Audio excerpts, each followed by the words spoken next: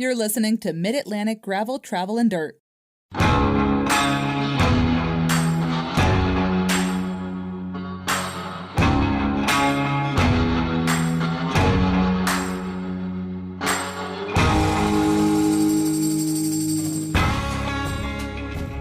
everybody. I'm Brian. And I'm Joey. And I'm Matt. Welcome to episode 142 of Mid-Atlantic Gravel, Travel, and Dirt. Come on along, everybody. Spend the next hour or so with us talking about gravel bikes, adventure biking, bike packing, bike camping, just playing bikes. On this episode, we have Matt Hawkins of Croatan Buck 50 and Ridge Supply. So before we get started, Joey, what are you drinking over there today? Purple Monkey dishwasher. It's a chocolate peanut butter porter from Evil Genius. And I'm just going to give a ditto because you handed me one of these as well. And I've had this before. We finished all the Polar Seltzer in the house. So. They're delicious. No, you know I like my partial to my White Claw. Yeah. Matt, what do you got? Anything there with you? I've got a San Pellegrino lemon and lemon zest. A lemon zest. Perfect. Mm-hmm. Brilliant. Yeah. Brilliant. Joey, what's going on in your world, my friend? All right, quick rundown before we do this. Heading up to PA for another PA weekend with the folks at Nittany Mountain Works this weekend. Changed my bike setup a little. Actually cleaned my bike really well. Like you can see paint. I can see on mine where the paint wore off. Yeah. No, I didn't have that problem. I treat mine with Pedro's Bike Lust. Got my media pass for Philly. Mm-hmm. That's just a quick rundown.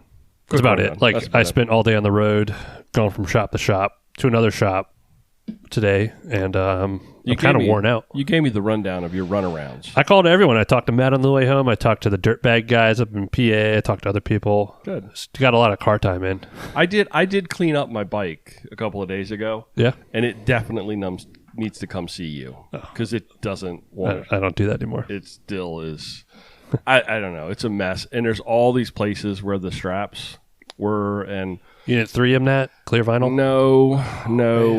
But I don't know. I ride my bikes. I'm sorry. They get a little bit beat up. And that's just the name of the game. So that's just the way that it goes. The way that happens. I also got my media pass for Philly Bike Expo. Pretty excited about that. That's coming up November 6th 4th and 5th. Or... Something like that. It's the first weekend in November. So if you're in or within reach of Philly, that's a great weekend. It's lots of cool stuff to see. It is. I'm interested to see how they handle COVID. I know that in the thing they talked about wider aisles, more space. I think we're all masked up, if I remember correctly. Yeah. So that weekend, and I'm looking. I need to talk to Matt about it because I'm thinking that the next Monday, Tuesday about going down to Swansboro. Okay. So good deal. We'll figure out our schedules. Good deal. Anything going on in your world, Matt? Anything Ridge Supply related? Yeah, we're waiting on our fall kit orders are coming in, so everybody pre-ordered that, and they're landing here in the next few days. Waiting to get those from Cutaway, and then we'll be shipping those out and gearing up for the holiday time. Yeah. It's always a stockpiling event. And lead times of everything in every supply chain have changed the game. So it'll be an interesting holiday season for sure. It's got to be a tough world to be a manufacturer right now, or in any kind of space and industry. It's just got to be. I mean, how has all the supply chain stuff hit you? Is it hard? I mean, I'm fortunate with the socks that they're here in North Carolina, and aside from the shutdown that we had in 2020, where the state was shut down for 2 months. I've been able to get product from them, which has been fine. And mostly, honestly, I'm impacted on my own bikes. I think I'm sure everybody is. Yeah. Just finding a chain. Yep. These days requires some extensive internet clicking, and I've ordered a 10-speed chain. That's always fun when you order the chain and it comes in and it's a 10-speed chain. And Joey, oh man, you got my number. You just need to text me. I'm pretty good at stockpiling. Yeah, he is. I've gotten really good now. He's got the little safe back there in the back that has full of little blue boxes that say Shimano on the side of them. And but you are also a wizard, Joey, at finding things. because I'll need something and Joey be like, okay, I can't get it, I don't have it, and he'll like immediately fire off a link, and it's like, okay, well, they have this thing in stock. So he's really, really good at that. I have appreciated Joey in that regard, and I always feel bad. Like, I really do feel bad buying stuff online from someplace else. But like you said, if you can't at least you're not getting 10-speed chains when they're supposed to be 11. That's gotta suck. I mean, I support my local bike shop all the time, but the reality is they can't get a lot of stuff. And they're giving me carte blanche to like go buy the thing that I go there first, and it's like, hey, we don't have it, we can't get it. That's just been a change. I think everyone's dealing with that a little bit. That's Brian in my world up here. He comes to me first, and if I don't have it, yeah. I mean, I think that's the right thing to do. Maybe if everybody does that, we can all get through this together. Yeah. I don't know what it's going to take to free up all that supply chain stuff. I don't know what in the world's going to happen with that. You heard Cutaway over there, Joey, and you perked up. Sorry, it pinged me. Well, I actually forgot to order my Ridge Supply / Arsenal kit. Just in the mix of bike shop stuff. I totally... Matt. You want to do it right here on the podcast? You can whip out your credit card and read the number. Hey, I'll do it. Sure. However, Philip did hook us up with the new run of shop kits. Yeah. But I will give all that credit to... I mean, Matt hooked me up with Philip at Philly and got me connected with him. Oh, yeah. Yeah, that was at... Oh, that's right. That was Philly Bike Expo 2 years ago. That's right. Because he had a booth right next to you or very close to you, didn't he, Matt? Yep. Yeah, right on. That's small world. Our kits our shop kits are live for 9 days now. Okay. I will say, I'm pretty excited. I've loved all our GTD stuff, and Philip is working on a new kit for that, but our shop kits are out 100% Cutaway. Yeah, he really does a fantastic bang-up Philip job. wants to do some stuff on here, but when I call Philip, I talk to Philip, and I get a real person, and he does all my stuff. And I love Specialized, but... It's just that is a rabbit hole I'm not chasing again for a long time.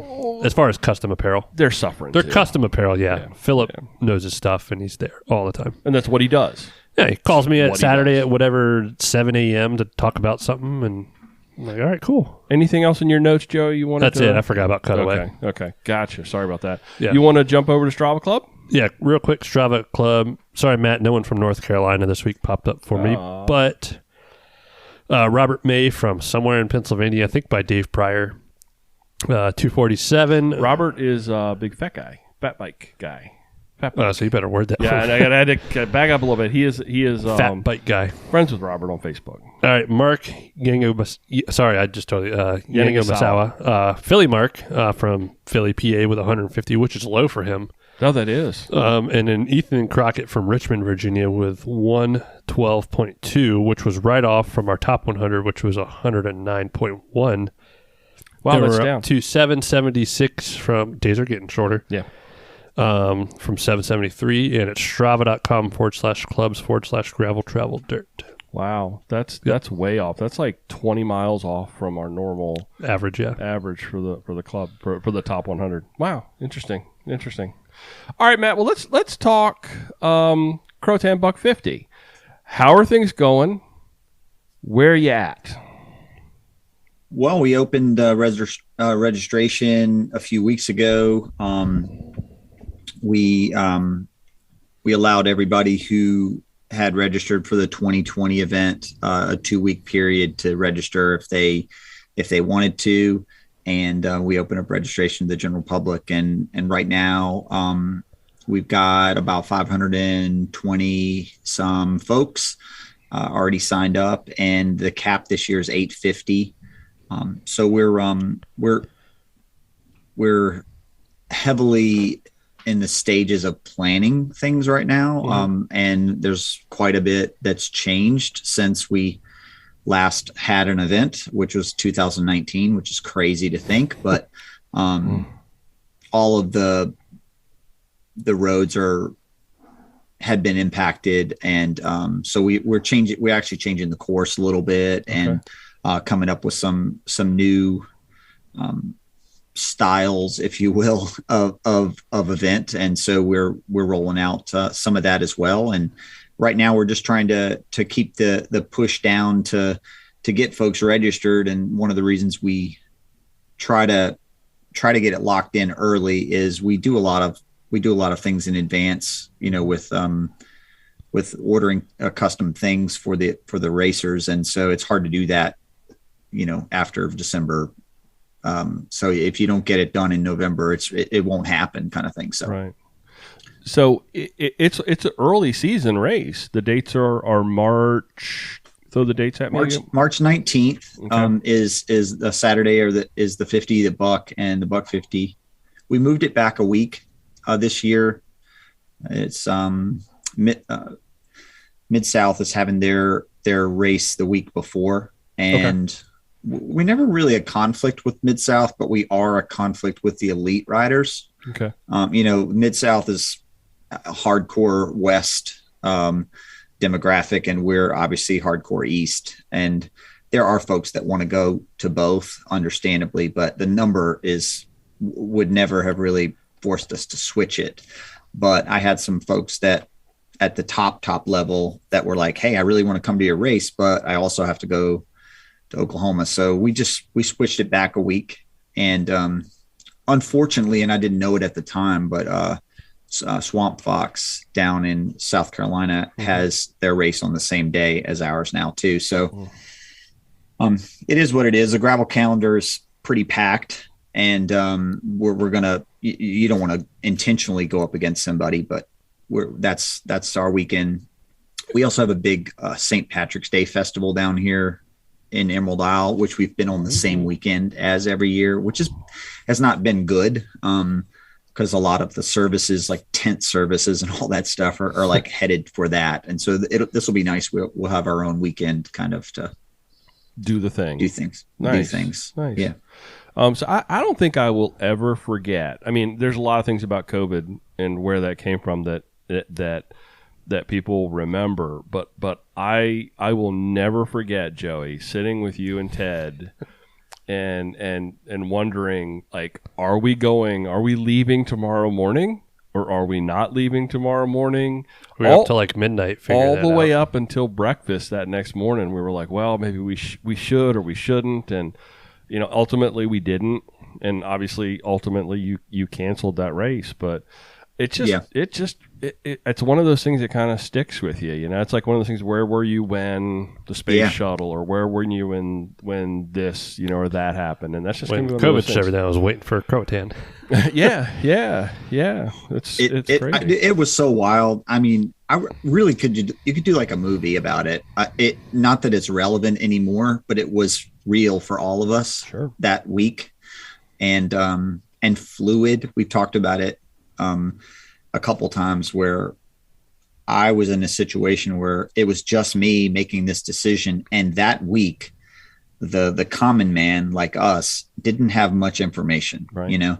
And if you were in a city, maybe you were hearing more. Down where we really weren't. It was like something that was coming in the future maybe, but it wasn't, quote unquote, it wasn't here or whatever. So I was really, really nervous that you guys, because the demographic that really comes here is hardcore somewhere near DC kind of thing, like within an hour or two around DC. And so just being able to keep those people from coming at the last second was hard. So we already had 300 people or something here on the ground when I canceled it. But hindsight 2020, I wouldn't change anything. I'm glad we did it. You made the right call. Sucks. No, you made the spot on right call.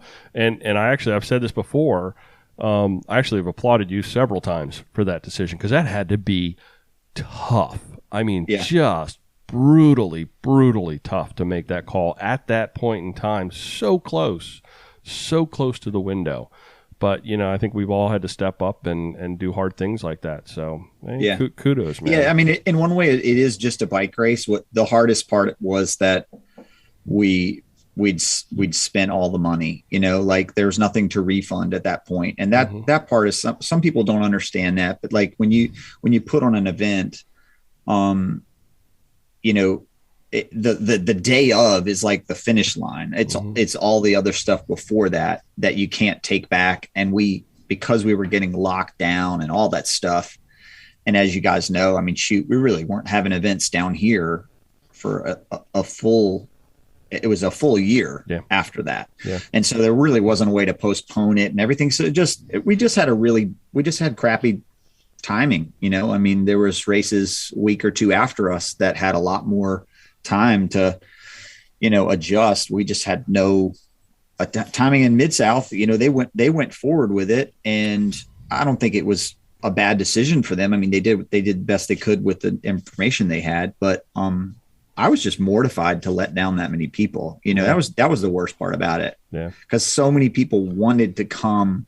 We're not just like a crit, you know, that you decide the night before you're going to go do. This is something people have been planning for months. Training for. Yeah. I know. And opening their season with and all that. So that I really, and it's not poor, pitiful me, but like that, it was hard. That was hard for me to like be the guy who had to like be like, oh crap, I just like, you know, like, man, I just disappointed a lot of people. Now, I think a lot of people in retrospect understood it was a good decision at the time, but it still sucked, you know. It also could have taken, in retrospect too, it could have taken a lot of pressure off of people who were trying to wonder whether they should or shouldn't.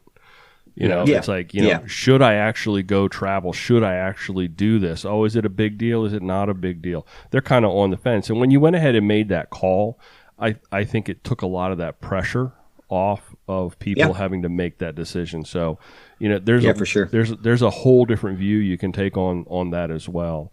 But, you know, I just remember feeling bad for like Matt and, you know, someone, we were talking about it, like putting all the time and effort to like the 0 hour, and and that's a whole other thing. And you got caught in that window where it was, man, it was right then. It's amazing to me that something can happen so fast.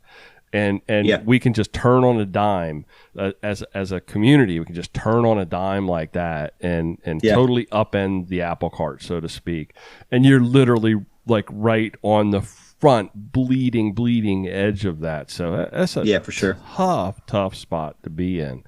But hey, enough about enough COVID. Let's talk about the current COVID. one. Yeah, enough of all what's in the past. Thanks, Brian. Thanks for bringing all that back you just up, drug us down. Let's build it back up. No, I think we need to revisit that from time to time to make sure everybody appreciates what people are doing. Yeah, man. But let's talk about this year. So the Buck 50, the format of race day hasn't changed. Let's recap that real quick. Yeah, so you can sign up for the 50, the Buck or the Buck 50. We basically start and stop the race at a local NASCAR track. It's a short track. It's got a lot of facilities that are available there. So free camping, tons of room, and we do a neutral rollout. We have a lap in the Croatan that is essentially an out and back, and there's one aid station out at the turnaround spot. Okay. There's an aid station at the speedway. So if you do the 50, it's one lap. And if you do the 100, it's 2 laps. And if you do the Buck 50 this year, it may very well be 2 laps as well. One of the things that we're working on is a new course for the Buck and the Buck 50 that gets the Buck people to 100 miles and gets the Buck 50 people to 150 miles. And our problem always has been that the way that we have the course set up, we were under that. And we also have a lot of people on the course doing 3 different races at the same time. So there's been some frustration about 50 people or 100 people pushing the pace for, 150 riders or whatever. And so we've been, myself and Pete McKinney, who's here helping me with the race this year, we've been doing some recon, riding some new roads. And we think we have a course that will be pretty rad for all 3 races. And, I can talk about it, but of course it has to get approved and everything. So I'm still waiting on that and in that process. But essentially what we'll do with the Buck is the first lap, when you get to the aid station, the 50 people will turn around and come back. The buck people will go on a different route, like for an extra, say 15 miles. And then the buck 50 people will go on a third route for almost a 75 or a 75 mile loop. So the buck 50 people will do 2 75-mile loops. And then the buck folks will do like a 54-mile loop and then a 44-mile loop. And so it sounds more complicated than it is, but essentially what it is like we're going to scatter the race out once you get to that aid station where your 50 folks will come back. Your buck people will keep going and do a really rad like addition to the lap, and then on the second lap they'll just do the standard 46-mile lap. We've had to take Savage Road out of the. I was going to ask about that. I was going to ask about Savage Road. Yeah, so we had to take Savage Road out of the race this year. They've closed it entirely to all traffic, which means bikes as well, and they're actually going to repair it. So. I think by 2023, it'll be back in the race, but it will be a gravel road instead of an apocalyptic mud hole track. So I got a story on Savage Road. My wife and I went down to Swansboro for a Valentine's Day weekend, headed into Croatan before the race that got canceled. And we went out and we rode. I think you and I talked, and we went out. Yeah. We rode some of the routes and and one of the things that we did was Savage Road. And she was so proud of herself because she rode it, and she rode it. She didn't like pop around it. She actually rode it. She was so proud of herself though. It was a beast. It was a beast, and it'll be both probably missed and not missed by a lot of people.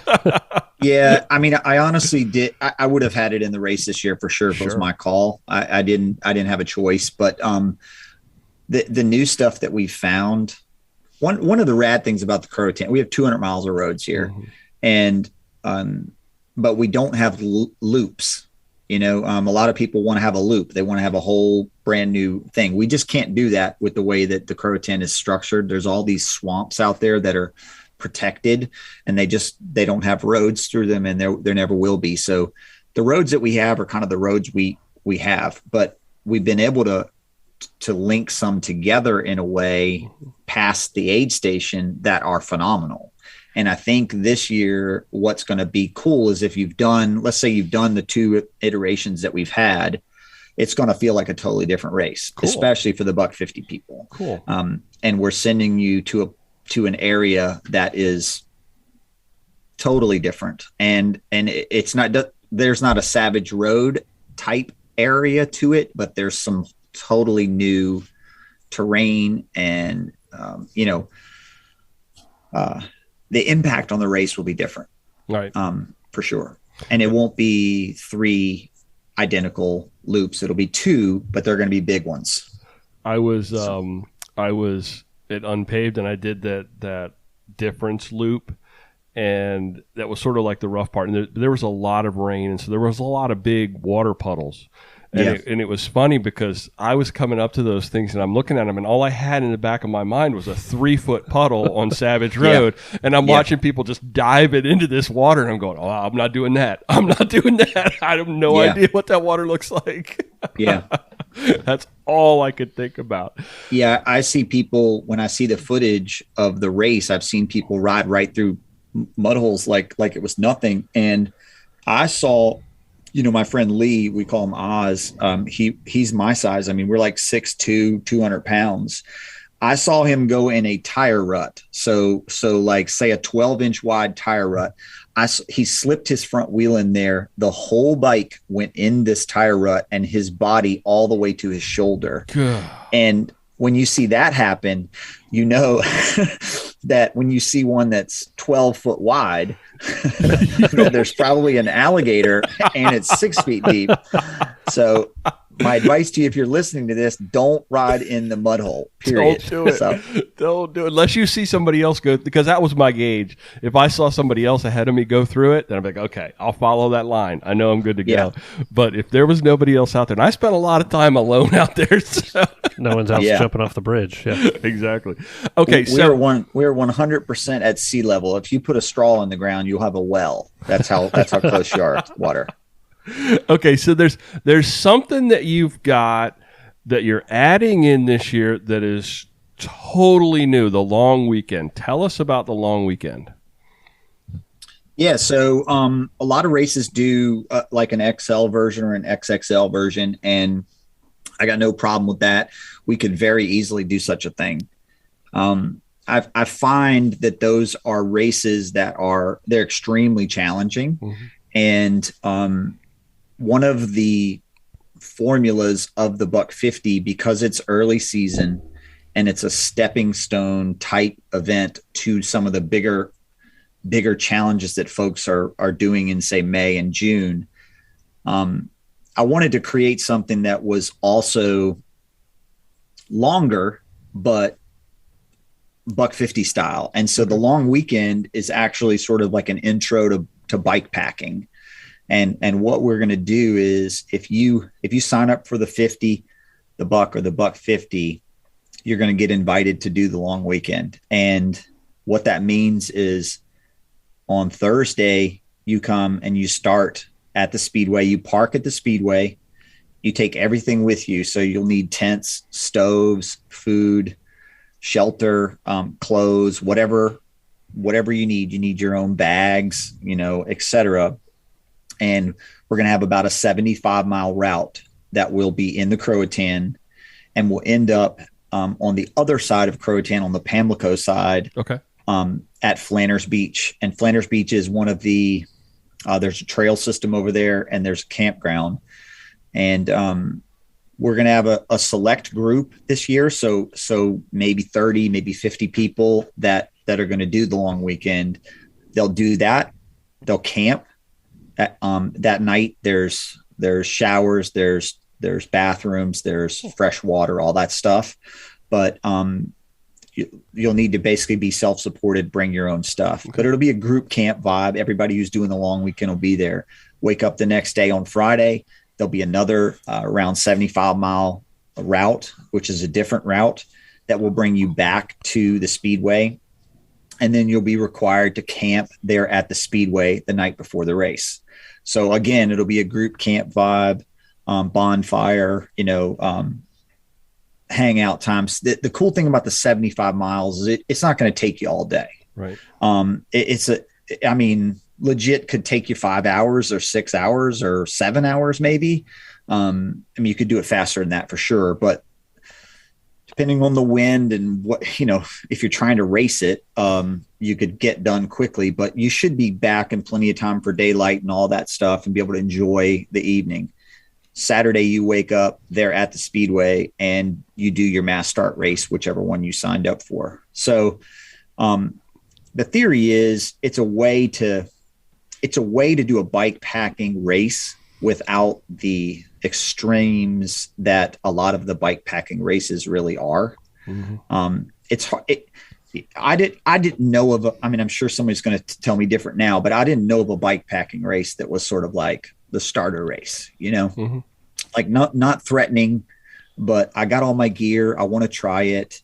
I don't want to feel like I'm doing this, dot tracker race where like immediately I'm left by all these superhuman folks, and so I think that's kind of what we're trying to go for, but the elements are there to build it over time where it can be an actual race, but that's not what this year's about. And it is about a time with friends. The other thing, I was talking to my buddy Steven, who runs Rodeo Labs, and he made a really good point. He's like, a lot of people come down to the Buck 50 because if it's a Ridge Supply event. It's like I own Ridge Supply, and Ridge Supply is not the sponsor, but like my footprint's all over it. And people want to come here there are people that want to come here that want to see me and ride with me. And so I'm going to try my best to be able to do at least the first day of the long weekend, just so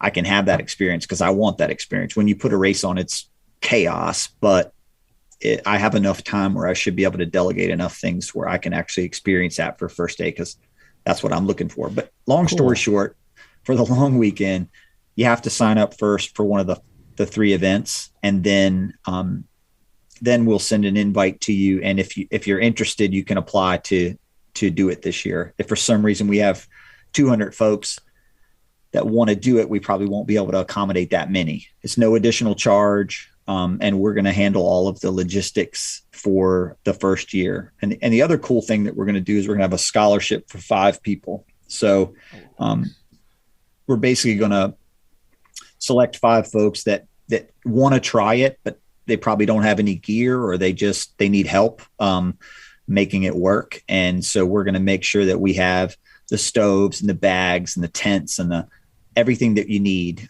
So where we can set somebody up to do the long weekend without having to. You could do that with like a buddy system too, because honestly, I see this all the time on bikepacking trips. Not everybody needs to bring a stove. You know, you're usually just boiling water to pour in a plastic pouch to heat up some mountain house stuff. So if you've got one stove for 4 or 5 people, then you're fine. You know, it's that kind of thing. So even a buddy system kind of thing with some of that scholarship stuff would work really well. Everybody likes to be self-sufficient because they want to show that they got their stuff, but it's so much better if, you know, you show up and 12 jet boils are plopped onto the, you know, picnic table. It's like, you don't need them all. So that's super, super cool. Yeah. I really dig that. I dig that a lot. So you kind of walked through it. It's a 75 mile. It doesn't sound like it's rigorous, but I mean, how would you actually really describe that 75 miles for I mean, the thing that you guys have been here, you know, like mileage takes on a different thing here because you never coast. Yep. So it's a grind. I mean, we did it. Pete and I did it the other day because one of my formulas for putting on a bike race is like, I go do it. I go do the race myself 40 times. And I'm like, if I'm bored with it after 2 rides, then it's not a good course, you know? Right. So we went out and reconning it and doing it. And I mean, we averaged 12 miles an hour, you know, which is not impressive. But part of that is you stop and take pictures and you're not in a hurry. And that really helped with getting.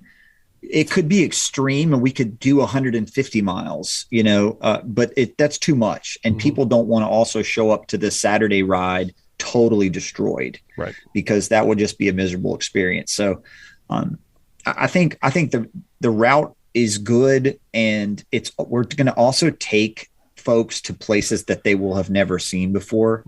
I mean, because there's places where I haven't ridden. I've been here 15 years. I haven't ridden there until last week, you know, and because there's areas in the Croatan, they're not scary, but they're areas that just don't go anywhere, you know. Okay. Yeah. And if you don't try to ride down there and see it, and the problem is sometimes those areas are 60 miles away from where I live, so you can't just like go check it out. You have to like really invest in a full day of riding to go see what's down that road. And so we found some things that are really cool that I think we want to, you know, give people the opportunity to see. But we're still in the stages with the Croatan to try to figure out what we can or can't do. So the route will be the one thing we're not going to do. We thought we were going to do waypoints where it was like, hey, go here, go here, go here, and you could plot it. It's really hard to do that the way we have it set up.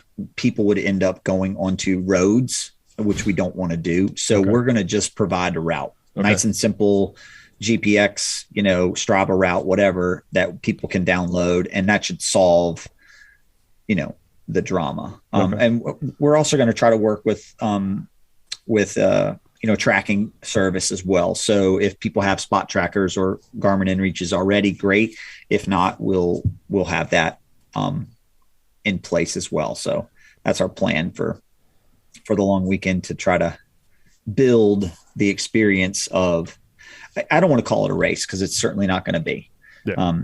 But you'll be tracked, and you can make sure your loved ones are safe, and we'll find out where Brian's at. Like, why isn't Brian here right now? Like we'll be able to know where he's at. There's that gator in that ditch. Yeah. I've been lost in a Florida swamp before and gone, waist deep in swamp water trying to find my way out, pushing a bike through it. So DI tutor railing. Yeah. Probably one of my dumbest things I've ever done in my life. But swamp wandering is just not something you want to do. Yeah.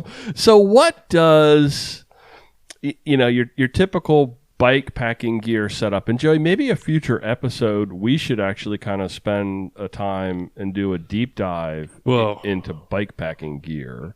Yeah, we also talked about just actually going down, and I talked to Matt on the phone. Well, we've all three talked about it, not together, but But what does from a bike perspective?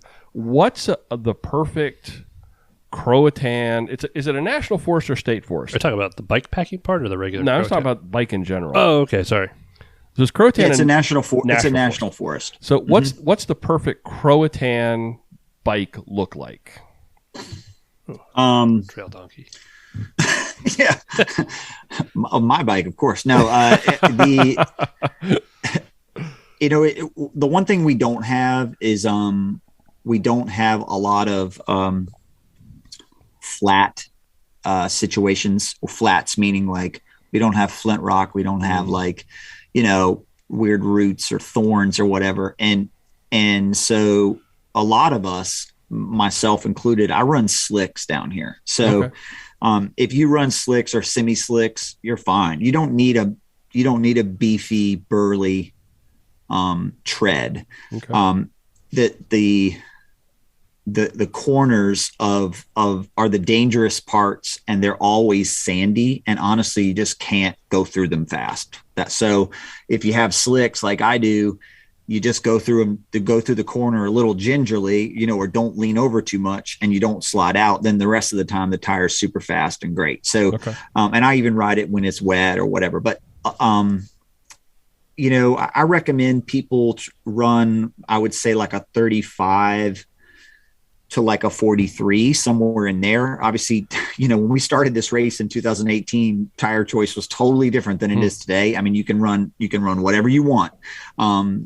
But you just don't need a whole lot of tread, and you don't need a whole lot of tire to be fast here.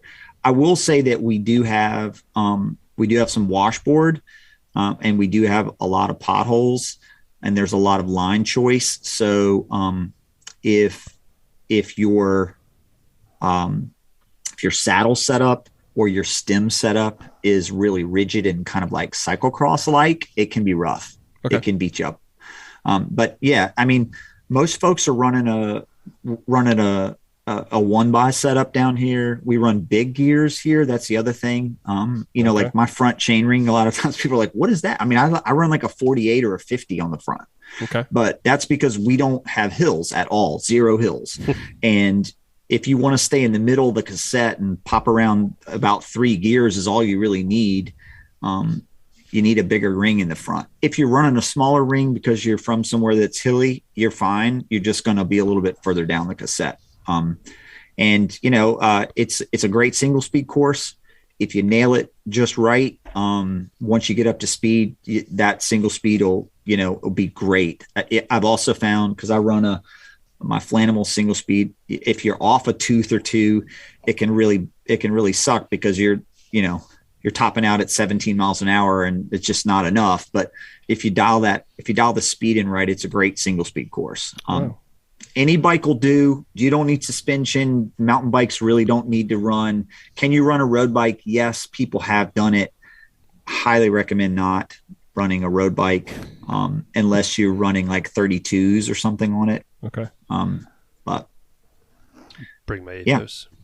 Your ethos would probably do great. I mean, Pete's got an ethos, and you can squeeze it. I mean, it depends on what kind of ride you want. Let's just put it that way. The Croatan is gentle enough for a road bike. I mean, I'd ride my Venge out here if I could fit the right tire on it. And we did when the roads were in better shape. We did ride road bikes out there, but that was that's 5 years ago, man. We've had Hurricane Florence came through and took care of that for us. So, yeah, I was going to ask you too. What changes the conditions? I mean, is it really purely storm driven? Is it use driven? Is it?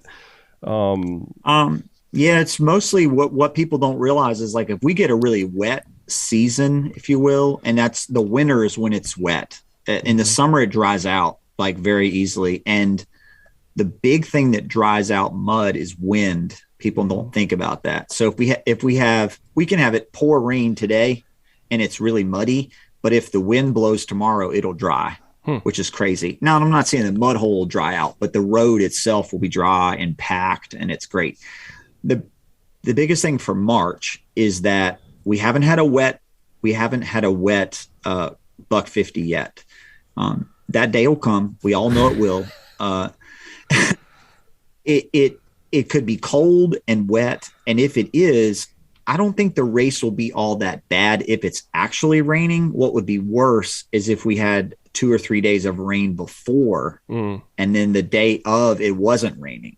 Okay. If it is raining, the soil is very, absorbing of the moisture, and the mud holes fill up with water. And I like that when they're filled up with water, because then not to ride in them like we were talking about, but. Yeah, so that's the main driver of the conditions. I mean, we won't have like apocalyptic soupy conditions. I mean, even if it's pouring raining, you can still ride out here and it's going to be fine. I mean, you're going to get muddy, but it doesn't really get brutal. Because I've ridden out here in just about any condition. And if in March, though, February and March always scare me, because when we're going out in the weeks before the buck 50 to do all the coursework and stuff, I mean, it always looks like it's just horrible. And then sometimes magically in the second week of March, it just looks great. And so that's what we're hoping for. So how can folks, I'm going to put links in the show notes and in the show description, but how can folks sign up? Where do they go? How do they jump on board? And so like you said, they have to sign up for the race first and then long weekend stuff. So yeah. So we're on Bike Reg. If you go to croatanbuck50.com, the link's right there for Bike Reg as well. The information that we offer on the race, as far as like the route, all these other things, they'll be updated on the website as we finalize them here soon. And the long weekend, essentially, like I said, is an invite only. So once you've I've already sent an invite out to the folks that are available now, but once people log or get their registration, we'll send the invite to them and see how they want to respond. Right now, we've got about, like I said, 520 folks, and there's another 300 spots available. One thing that we're going to do here soon is after November 1st, we're going to cut off the swag element of the registrations. So everybody that registers before November 1st will be eligible for, or will get all of the swag that we produce. Everybody who registers after that will donate the money to the charity of the year, which we're still working on what that formally will be. But the same money that we would have spent on the swag will be just automatically donated for those for whoever's left. Just because I totally get it. In today's climate, not everybody can decide that they want to book this race this far out. And it very well may stay, we might not fill up. It's possible. So, but that in order for us to be able to order the custom things that we do, we're going to do that. And the other piece, which is, I don't mean to keep long-winded about it, but this year we're going to do something a little different. I'm going to, after November, the folks that are in that window that are eligible for the swag, I'm going to send them the opportunity to basically opt in or opt out. So if folks don't want the stuff that we provide, which I totally get, then we'll donate the money. Cool. And so I'm going to say your swag bags are pretty awesome. Mm-hmm. Yeah. It's what the race kind of named or known for and started with. And of course it's what I do for a living, but I also totally get that people might not want an orange hat or whatever, right? So like maybe they're just like, why would you make something that I don't want? And we've all been to races and got stuff that was just like we just got it and we didn't want it. So my idea was like, hey, I'm gonna let you know what it is. I'm gonna show you a picture of it, and you're gonna basically say yes, I want it, or no, donate. Nice. To the charity. And so I think it'll be a rad way to raise great funds for the charity for folks that want to. And then, and we're still going to do a raffle this year, like we did, which is awesome. And so, yeah, I mean, it's a great way to do something good or also get great swag if that's what you prefer. Sure. So, any sponsors, any shout outs you want to give, local folks that are helping you, any kudos to give down there? Yeah, I mean, we don't have sponsors like a typical race. I like to call them partners or family or whatever. And I don't sell spots, and I'll say it here first, but I've said this before, like I'm not going to sell the race, or it's never going to be presented by someone else. And the reason being that it doesn't need to be, Sure. That's not what this is. We've got a lot of races out there on the calendar that are corporate enough as they are. And I wanted this race to always feel like you were coming down to where I'm from and we were going to show you a good time for the weekend, Cool. And that's kind of what I want it to be like. We have such a great group of volunteers. I'm so fortunate to live in an area with a super strong Marine Corps community. And for folks that don't know, we have 3 Marine Corps bases here within, 30 miles of where I live, and we have 55,000 Marines. And so, and they're constantly coming and going, and the cycling scene is always directly impacted with those folks. And so I'm just blessed to have enough people that are local, that ride, that also want to help, that have chosen not to race this year. And so, yeah, so we couldn't do it. I couldn't do it without the help of those kind of folks. And I mean, I like Joey's mentioned that he's maybe going to come down and support. And I don't know if he's coming to support me or come to support Jess, but no, I signed up as a straight volunteer. I know what Joey wants. Joey wants to put his golden pipes behind a microphone and be the master of ceremonies. That's right. I know what Joey wants. He wants a jumpsuit. That's what he wants. He wants a red jumpsuit and the microphone. That's the truth. I can make it happen. There you go. Don't tease me. But you can. I am going to make it a thing. You got to everyone needs to volunteer at events. Yeah. Once a year, you go to all this stuff. I picked Matt's. Yep. Freaking. I think that's brilliant. Volunteer. I think that's a great push. You get to understand. Yeah, a little bit, and it's a nice thing to do. You get to see what these guys are going through with regards to putting these races on. I got to say, too, when I first did this, I had no idea what I was doing, and I had never, ever, ever volunteered for anything like this, and which is crazy.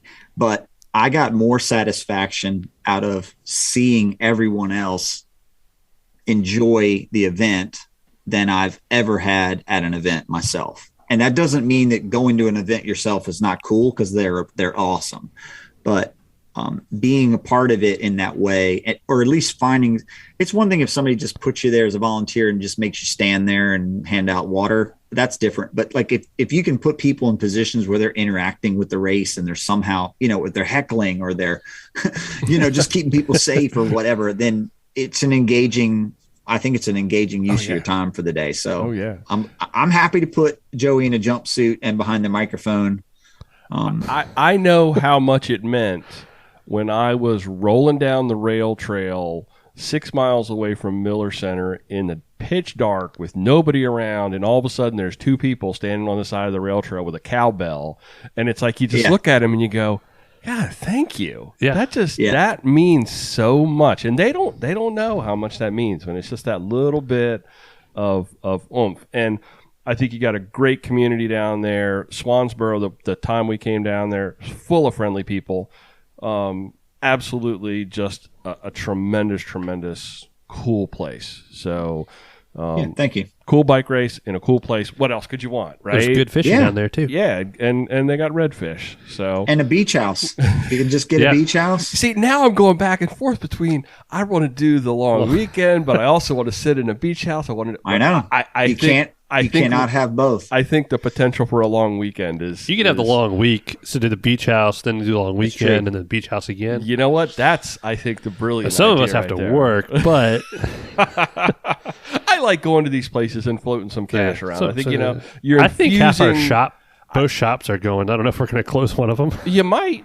Why don't you? Who cares Skeleton about all staff, that capitalism stuff? Let it go, Joey. Let it go. Well, you guys mentioned Mark. I think that Paper Trail is actually going to have a one of their trips is going to be here that week. So nice. they're going to bring folks down, get a house, ride, do the race. So I'm excited to see how that shakes out. They're a big rodeo lab. Oh yeah. Too, yeah. Oh yeah. Cool. Well, Matt, thank you for joining us. Yeah. And you know how this works because you've been here before. We're going to do this or that, and we sure hope you're going to stick around for them. You in? Sure. Okay. Joey, I have got some this or that's that you put together and that I've previewed, and they're just absolutely fantastic. I just want to dive right in.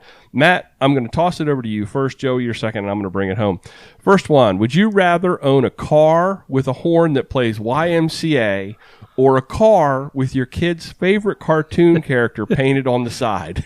Okay, so that's horn that plays YMCA or your kid's favorite cartoon character painted on the side. I gotta go with YMCA on that one. Oh, nice. I think I could get a lot more use out of that unexpected horn for sure. Joey, the horn sounds great. I don't have a kid. You guys have kids, but I don't know. It'd be cool, like if it was Big Bird or something. But YMCA. Okay, I'm going to be the wild card here. Bohunt, Calvert County. I would love it. I'm going to go with both. I would actually love to have, like, I'm trying to think back to what my kid's favorite cartoon would be, like Arthur or, something like that, but also play YMCA when you blow the horn. That would be fantastic. I love the YMCA. That would be so much fun. Second item on this or that, have your DI2 die during the $1.50 or run out of food. Ooh. 100%.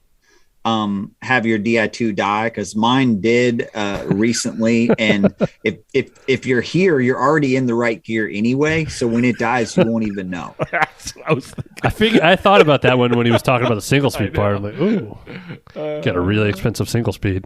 This really actually happened to me 2 weeks ago. Or I did a 75-mile ride over to Flanders Beach and back, and like 20 miles in, I started to shift and it just wouldn't go. And I was like, oh, the wire must be loose. And no, it was dead as a doornail. But luckily I was literally like in the perfect gear for just surviving it. It wasn't too hard. It wasn't too easy. Yeah. I mean,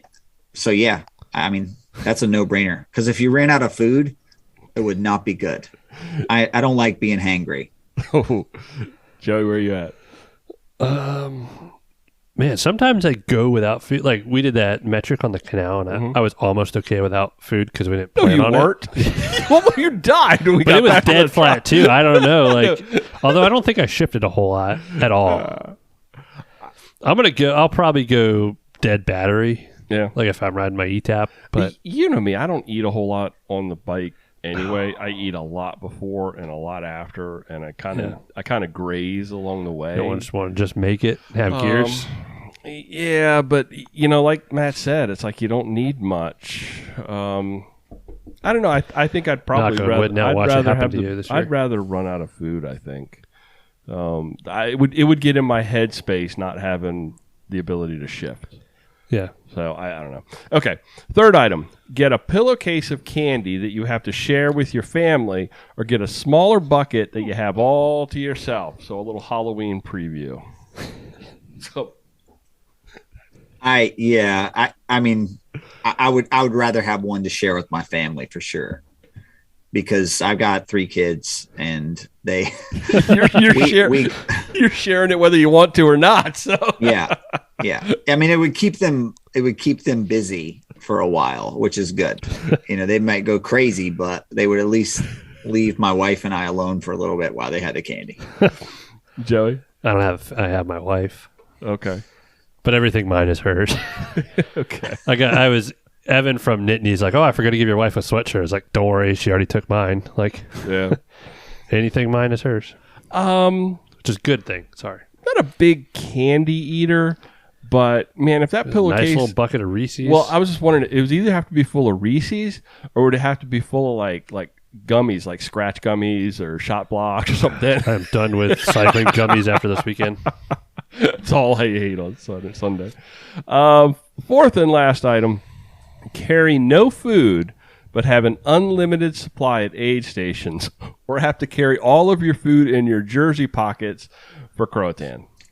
Like doing the 150. Okay. Carry all your food in your jersey. Yeah, I guess honestly, you do that anyway. I've never raced it. But if I did race it, and this isn't like a pro tip, but maybe it is, I would not stop at the aid stations. I would have my own bottles at the racetrack, and I would do a hand up of that, and I would not stop. I think the aid station, at least the first year when I was out on the ruckus on the course and saw it, that was a critical thing that was happening at the front end of the race, where if you're really racing it and you stop and the folks in your group choose not to, it's a bad day. Yep. Because it's a long way back. It's 27 miles back to the speedway before you could, maybe catch them. So if I were to really be strategic on it, I would carry my food. I would go 2 bottles per lap and just have the bottles waiting myself. And that's one thing we do at the speedway too, is like you can use the pit lane and you can have your own pit. You don't have to don't have to go through the aid station and get the aid station drinks. You can get your own stuff. It's a long answer. I'm sorry. No, it's good, Joe. I'm not built like Matt. I don't think I could do that nonstop.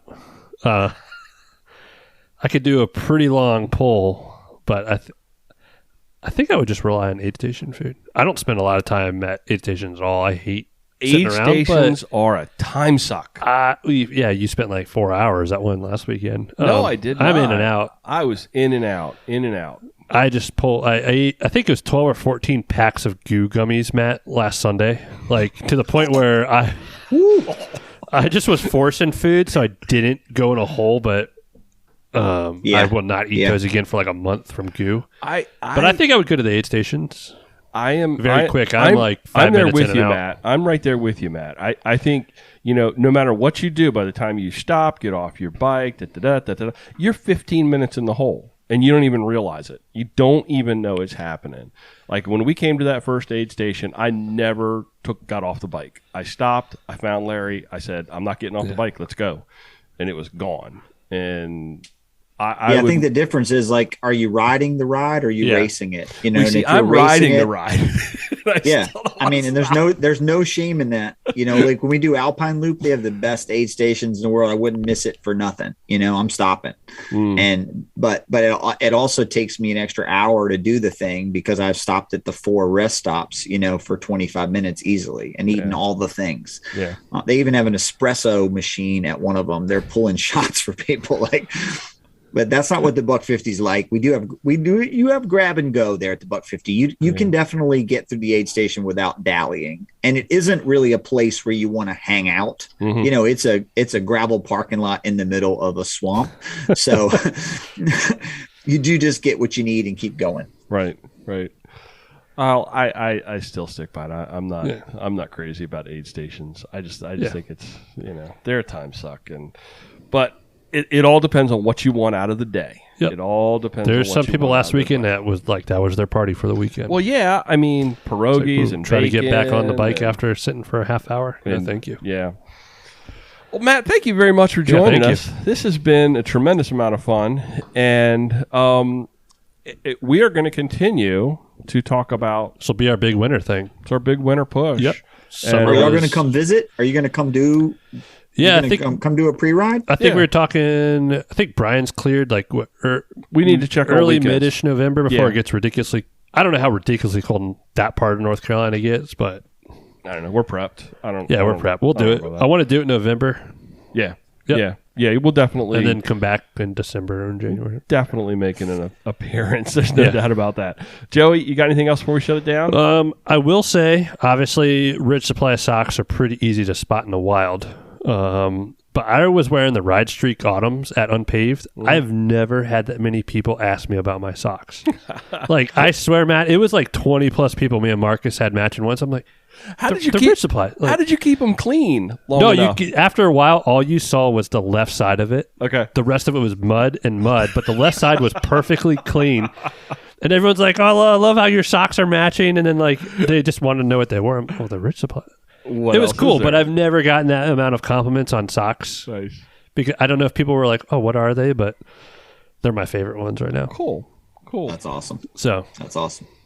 That's the magic, man. That's how it happens. Yeah, they're a little different design, which I love. That's it. And they're bright and they're cool. And I was seeing. Were you handing out business cards? You tell them where to get them, right? You were like, come to the shop. I got them in the shop. Oh, he talks about and posts pictures of his Ridge Supply and Nittany bag wall because it's the most colorful thing in the whole shop. I have a Mid-Atlantic section in my shop now, Matt. It started with Matt saying I could have Ridge Supply in the store, and then I've had Nittany, and then I have other products from the Mid-Atlantic. I love it. I think it's pretty much right in the center of the store too. When you walk in, it's like right in front of you. You can't and miss just to be clear, like I don't sell to stores. Like that's not my business model, but I do sell to stores that want to have, like if I'm not going to tell you no, but if you ask and you'd like for it, then I do sell wholesale. And like, that's a great way for stores to,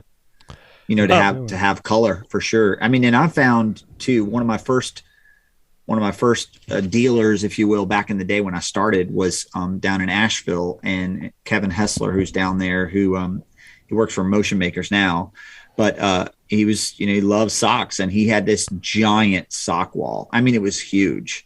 And the more socks you have, the more socks you sell. I know that sounds obvious, but it's really true. If you only have 5 pairs of socks on a sock wall, nobody will buy them. But if you have a whole giant wall of bright colors, and it's like the one thing at the shop you can buy, like that's like it's like at the grocery store when you're checking out and they're like got all the drinks and the candy, it doesn't need to be there, but it is. Cause you're like, like y'all said, I'll get the Reese's and it's right here. That's the way the socks are. They're a great extra pickup item. I love it. Yeah. I'm very fortunate you said yes when I called you. But you're exactly right. Like our first batch cleared out so fast. I'm like, crap, I got to order again. And, and we're getting to the same point. And, there's stuff I won't have, and I'm not, it's like go to the website and order them. They'll come fast with a handwritten letter or a signed letter from Matt and get them that way too. Cool. It's awesome. All right, well, listen, thanks again, Matt. And we are going to shut this thing down. Yeah, it's my bedtime in 5 minutes. Thanks, everybody, for listening to this episode of Mid-Atlantic Gravel, Travel, and Dirt. If you want to support the podcast, the best way to do that is to jump over to whatever platform it is that you listen to the podcast on and give us a rating and consider dropping us a review. Hey, Joey, how can folks get in touch with us? Our Instagram is at Gravel Travel Dirt. Our website is Gravel Travel Dirt. No, you got that wrong. Instagram. Oh, did I? Yeah. What is our Instagram? We got kicked off of it, so I forgot. At Mid-Atlantic GTD. Our Wookiee competition for best voicemail, one more week left. It's 410-474-8345. Remember, leave your best Wookiee impersonation on the voicemail. Be sure to check out the Croatan Instagram. I'll let Matt give out his Instagram and website and stuff. Cool. Matt, go ahead. How can folks get in touch with you? Yeah, I'm at ridgesupply.com, Ridge Supply on Instagram, or Croatan Buck 50 on Instagram, or CroatanBuck50.com. Very good. Mid-Atlantic Gravel, Travel, and Dirt is recorded this week from right here in Joey's kitchen, all the way down to coastal North Carolina, God's country. Thanks for riding along, everybody. Until next time, do good, be nice, go slow, and respect others. Love you, bye. Love you, bye. Mm-hmm.